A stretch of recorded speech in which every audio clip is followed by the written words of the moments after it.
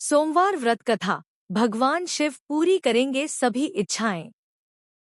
सोमवार के व्रत को लेकर मान्यता है कि इस व्रत को करने से भगवान शिव अपनी भक्तों की मुराद जल्दी पूरी करते हैं।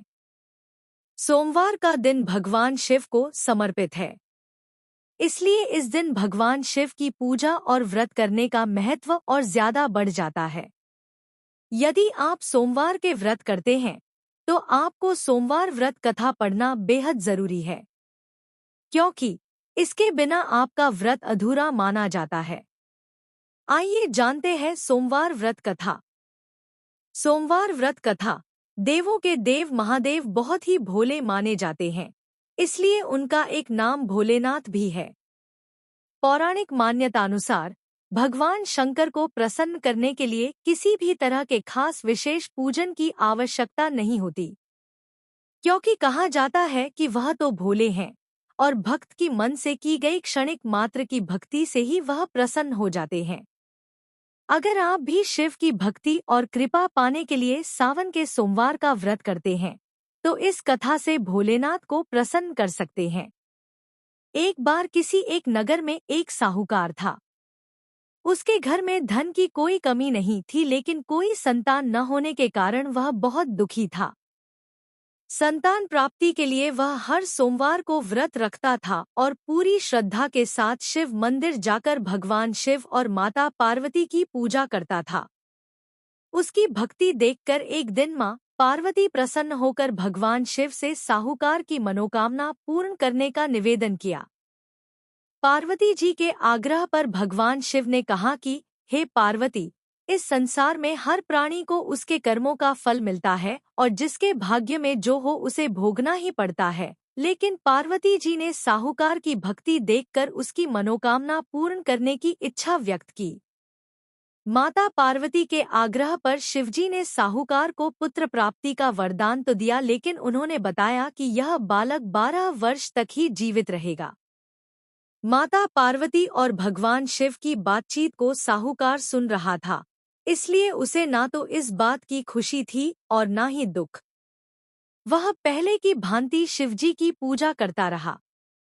कुछ समय के बाद साहूकार की पत्नी ने एक पुत्र को जन्म दिया। जब वह बालक 11 वर्ष का हुआ तो उसे पढ़ने के लिए काशी भेज दिया गया।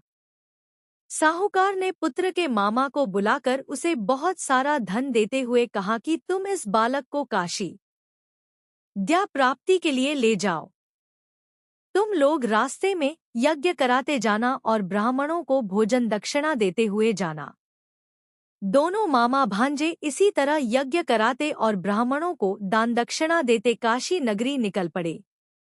इस दौरान रात में एक नगर पड़ा जहां नगर के राजा की कन्या का विवाह था, लेकिन जिस राजकुमार से उसका विवाह होने वाला था वह एक आंख से काना था।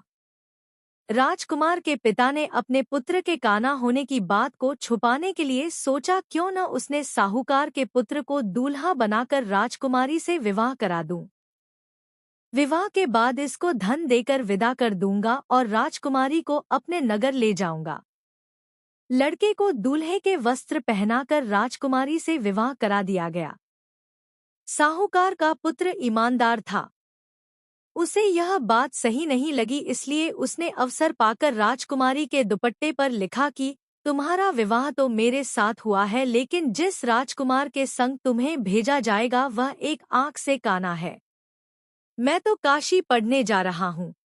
जब राजकुमारी ने चुन्नी पर लिखी बातें पढ़ी तो उसने अपने माता पिता को यह बात बताई।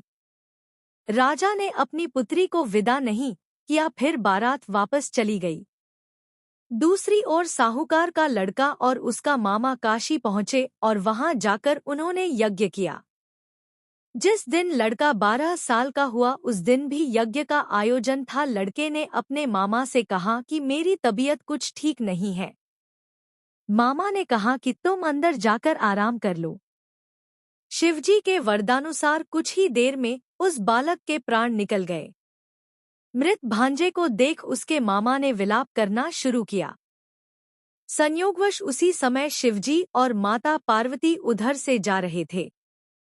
पार्वती माता ने भोलेनाथ से कहा, स्वामी, मुझे इसके रोने के स्वर सहन नहीं हो रहा, आप इस व्यक्ति के कष्ट को अवश्य दूर करें। जब शिवजी मृत बालक के समीप गए तो वह बोले कि यह उसी साहूकार का पुत्र है जिसे मैंने 12 वर्ष की आयु का वरदान दिया था। अब इसकी आयु पूरी हो चुकी है। लेकिन मातृभाव से विभोर माता पार्वती ने कहा कि हे महादेव, आप इस बालक को और आयु देने की कृपा करें, अन्यथा इसके वियोग में इसके माता पिता भी तड़पत्र कर मर जाएंगे। माता पार्वती के पुण्य आग्रह पर भगवान शिव ने उस लड़के को जीवित होने का वरदान दिया। शिवजी की कृपा से वह लड़का जीवित हो गया। शिक्षा पूरी करके लड़का मामा के साथ अपने नगर की ओर वापस ल दिया। दोनों चलते हुए उसी नगर में पहुंचे जहां उसका विवाह हुआ था। उस नगर में भी उन्होंने यज्ञ का आयोजन किया। उस लड़के के ससुर ने उसे पहचान लिया और महल में ले जाकर उसकी खातिरदारी की और अपनी पुत्री को विदा किया। इधर साहूकार और उसकी पत्नी भूखे प्यासे रहकर बेटे की प्रतीक्षा कर रहे थे। उन्होंने प्रण कर रखा था कि यदि उन्हें अपने बेटे की मृत्यु का समाचार मिला तो वह भी प्राण त्याग देंगे, परंतु अपने बेटे के जीवित होने का समाचार पाकर वह बेहद प्रसन्न हुए। उसी रात भगवान शिव ने साहूकार के स्वप्न में आकर कहा, है श्रेष्ठी, मैंने तेरे सोमवार के व्रत करने और व्रत कथा सुनने से प्रसन्न होकर तेरे पुत्र को लंबी आयु प्रदान की है। इसी प्रकार जो कोई सोमवार व्रत करता है या कथा सुनता और पढ़ता है उसके सभी दुख दूर होते हैं और सभी मनोकामनाएं पूर्ण होती हैं। अगर आपको हमारी यह कथा पसंद आती है तो लाइक, शेयर और सब्सक्राइब करें।